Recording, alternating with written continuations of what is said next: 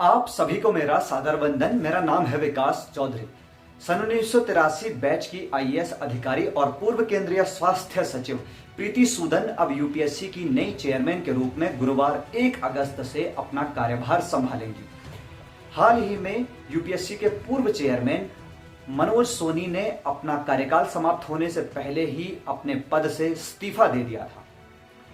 कुछ समय पहले ट्रेनी आईएएस अधिकारी पूजा खेड़कर सुर्खियों में रही क्योंकि उन पर आरोप था कि उन्होंने यूपीएससी की परीक्षा में जालसाजी की है। जब यूपीएससी ने इस पर कार्रवाई की तो उनसे 25 जुलाई तक यूपीएससी की परीक्षा में जालसाजी करने को लेकर जवाब मांगा गया था, लेकिन पूजा खेड़कर ने अतिरिक्त समय मांगा और कहा कि डॉक्यूमेंट्स और अन्य चीजों के सत्यापन के लिए उन्हें 4 अगस्त तक का समय चाहिए। यूपीएससी ने उन्हें 30 जुलाई तक का समय दिया था, लेकिन जवाब न दिए जाने पर अब पूजा खेड़कर की आईएएस की सदस्यता को रद्द कर दिया गया है और अब वे इस ओहदे पर नहीं रहेंगी। इसके अतिरिक्त अब भविष्य में पूजा खेड़कर किसी भी सरकारी परीक्षा में सम्मिलित नहीं हो पाएंगी। ऐसी परीक्षाओं में जिन प्रतियोगी परीक्षाओं की सहायता से नौकरियों के लिए सदस्यों का चयन किया जाता है।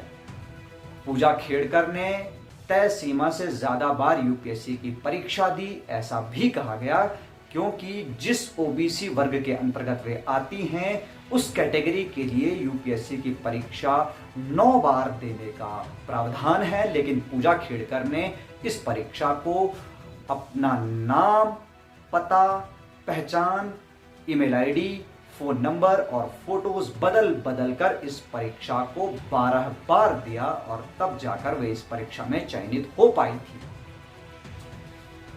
यूपीएससी का कहना है कि सन 2009 से 2023 तक के 15,000 चयनित अधिकारियों के डॉक्यूमेंट्स और अन्य जांच की गई है, लेकिन उनमें केवल पूजा खेड़कर ही दोषी पाई गई है।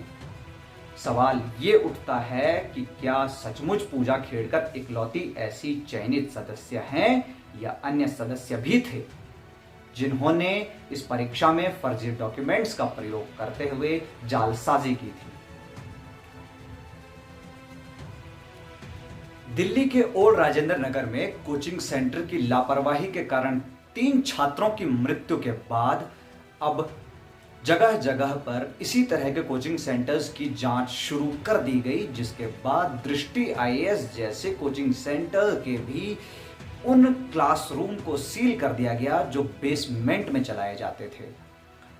इसके बाद अब खान सर के खान जीएस रिसर्च सेंटर को भी अब सील कर दिया गया है। जी हां, मंगलवार के दिन पटना के एसडीएम श्रीकांत खांडलेकर ने 30 कोचिंग सेंटर्स की जांच की और जिसमें से यह पाया गया कि बहुत छोटी जगहों पर अधिक छात्रों को पढ़ाया जाता है और कई कोचिंग सेंटर्स का तो रजिस्ट्रेशन भी नहीं हुआ है।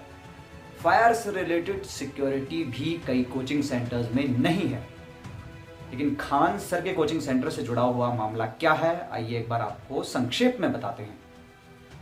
मंगलवार के दिन राज्य सरकार के प्रशासनिक अधिकारी खान जीएस रिसर्च सेंटर में भी जांच करने के लिए पहुंचे थे और जब एसडीएम की मुलाकात खान सर से हुई तो उसके बाद खान सर ने डॉक्यूमेंट्स दिखाने के लिए 1 दिन का समय मांगा था। 31 जुलाई को जब दस्तावेज पेश नहीं किए गए तो खान सर के कोचिंग सेंटर को भी सील कर दिया गया है। इस दौरान कोचिंग सेंटर्स चर्चाओं में हैं, सुर्खियों में हैं, क्योंकि उनमें जो सुरक्षा से संबंधित मानक हैं या फिर जो शर्तें सुरक्षा से संबंधित हैं उनका पालन नहीं किया जा रहा है। इस दौरान छात्रों का गुस्सा भी देखने को मिला, जो कि अपनी जगह जायज है, लेकिन सवाल यही है कि इस पर क्या उचित कार्रवाई की जाएगी या नहीं।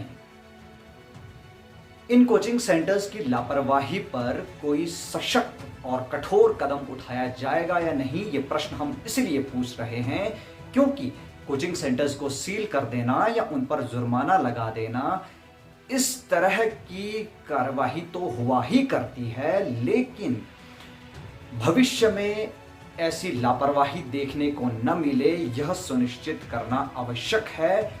इसके लिए कोई नियत प्रावधान तो होना ही चाहिए। दिल्ली के मुखर्जी नगर और ओल्ड राजेंद्र नगर में मकान मालिकों की छात्रों से मनचाही किराए की वसूली और ओल्ड राजेंद्र नगर में 10 से 16 यूनिट पर यूनिट बिजली का दाम। इसके अलावा छात्रों के लिए तमाम तरह की असुविधाएं, गंदगी और मूलभूत सुविधाओं में भी कई तरह की समस्याएं। एक तरफ तो हम विकसित भारत का स्वप्न देखते हैं, भारत को वृद्धिगत अर्थव्यवस्था के रूप में स्थापित करना चाहते हैं, लेकिन यह भी स्मरण रहना चाहिए कि इन लक्ष्यों को हासिल करने के लिए युवाओं की सर्वाधिक भूमिका रहेगी। और अगर युवा इस तरह की समस्याओं का सामना करेंगे तो फिर हमारे लिए और हमारे देश के लिए कई तरह की समस्याएं पेश आ सकती हैं।